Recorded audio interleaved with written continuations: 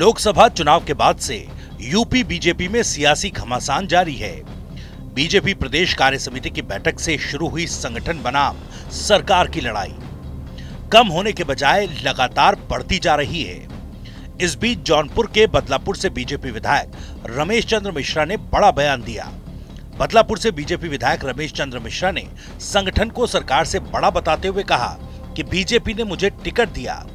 Booth अध्यक्ष, मंडल अध्यक्ष, जिला अध्यक्ष सबने मिलकर मुझे चुनाव जिताया, तब हम विधायक बने, यानी सरकार का अंग बने।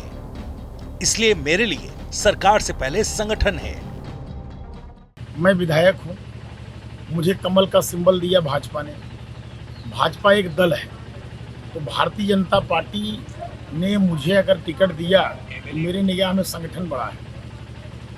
अब होता क्या है कि मुझे भाजपा का सिंबल मिला। सिंबल मिलने के बाद हमारे बूथ अध्यक्ष, सेक्टर संयोजक, हमारे मंडल अध्यक्ष, हमारे जिला अध्यक्ष सब लोग मिल करके हमें चुनाव लड़ाते हैं। फिर हम विधायक बनते हैं। तो विधायक बनने के बाद तब हम सरकार के अंग होते हैं, यानी पहले संगठन है तब सरकार है।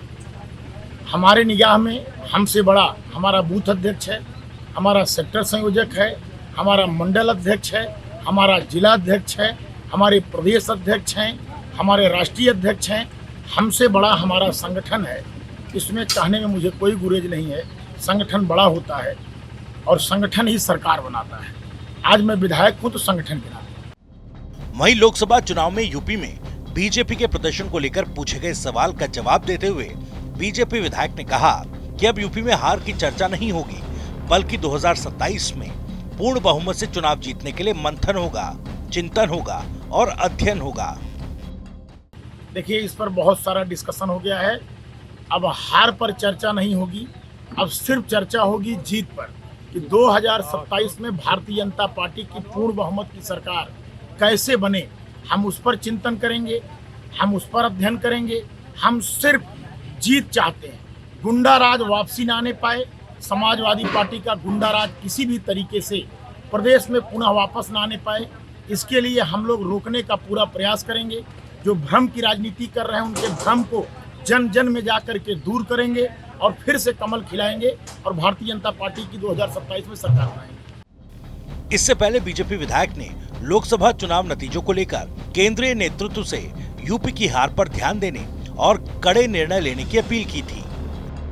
कि आज की डेट में जो स्थिति परिस्थिति है, जिस तरीके से पीडीए की बात चल रही है और जिस तरीके से समाजवादी पार्टी ने व्यापक भ्रामक स्थिति आम जनमानस में पैदा कर रखी है, उस हिसाब से अगर मैं देखूं तो भारतीय जनता पार्टी की आज की डेट में हमारी स्थिति अच्छी नहीं है। स्थिति अच्छी हो सकती है, उसके लिए मैं समझता हूं केंद्रीय नेतृत्व को बड़े निर्णय लेने पड़ेंगे।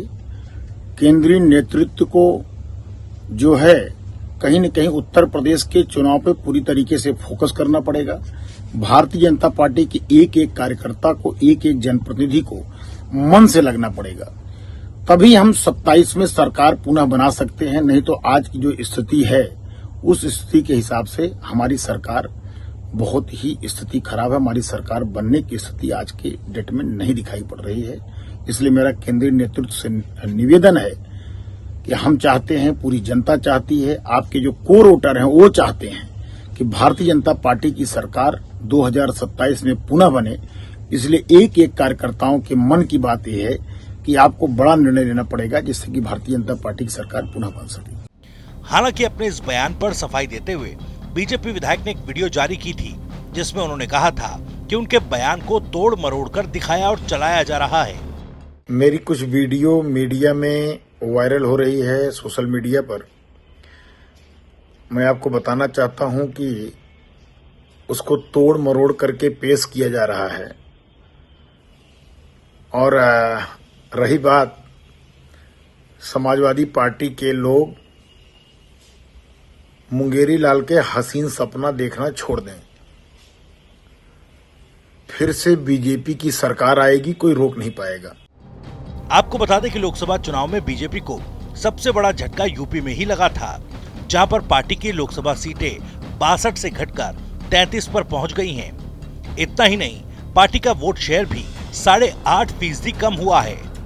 लोकसभा चुनाव नतीजों ने बीजेपी की टेंशन बढ़ा रखी है, जिससे पार्टी उभरने का रास्ता तलाशती हुई नजर आ रही है।